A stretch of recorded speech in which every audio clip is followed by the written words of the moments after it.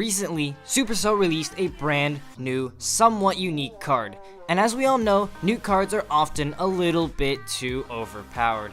But in the case of the Magic Archer, I do not think that this is the case. After playing with it in the 12-win draft challenge, I've come to the conclusion that the Magic Archer will not become super meta, and here are 5 reasons why.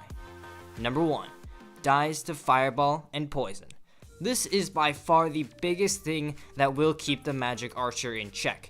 As most of you already know, the Magic Archer only has about 490 hit points, meaning that it will die to medium tier spells such as Poison and Fireball. Fortunately for you Magic Archer users, it will be an even elixir trade. However, making a card that dies to Fireball has in the past some pretty mixed results.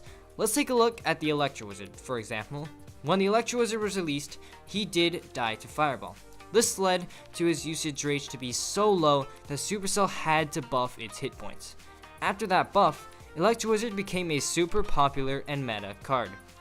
Let's take the Flying Machine, another 4 elixir card that dies to Fireball. Again, when the card was released, barely anyone used it.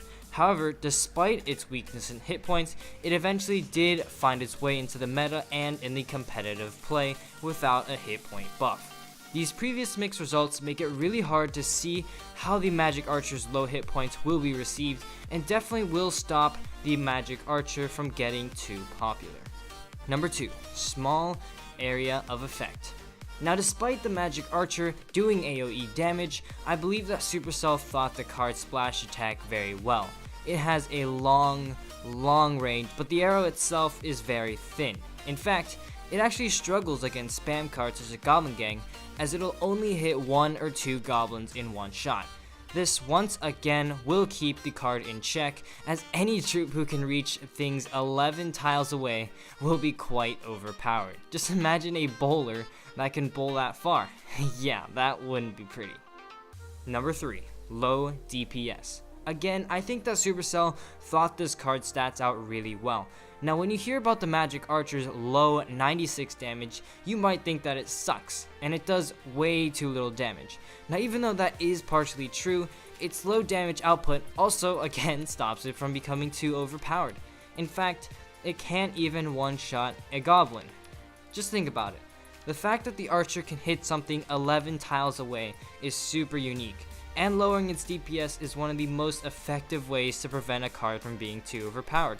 Besides, the Magic Archer has an insanely fast fire rate, so who's to complain anyway? Number 4.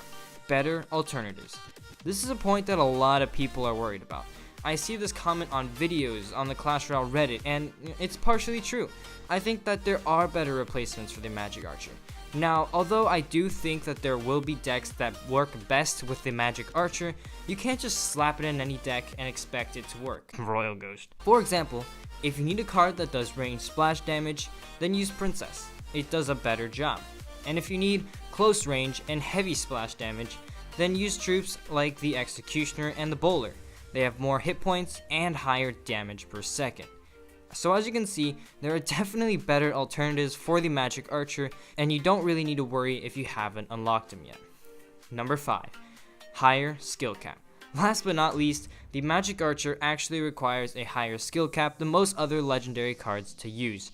Now, I know a ton of people will argue otherwise, but keep in mind that this is just my opinion. So going back to the point of the small area damage, that means that you have to be careful to angle the Archer just right to hit everything, unless you do have a tornado in your deck, and even then, it won't be as effective because the tornado lasts for so little time. In addition, the low DPS also requires smarter play, as you need to utilize aspects of the game such as fading out and out-cycling to effectively use the Magic Archer. So there we go, 5 reasons why I don't think the Magic Archer will be too OP. I do believe that Supercell had learned their lesson from the release of the Royal Ghost and adjusted the release of the Magic Archer accordingly. Again, these are just my opinions, and feel free to tell me what you guys think of the Magic Archer down in the comment section below. But unfortunately, guys, that is all the time for in today's video. If you enjoyed, please click down below as well as a subscription to my channel. And as always, this is Legendaray, and I'm signing off. See you guys next time.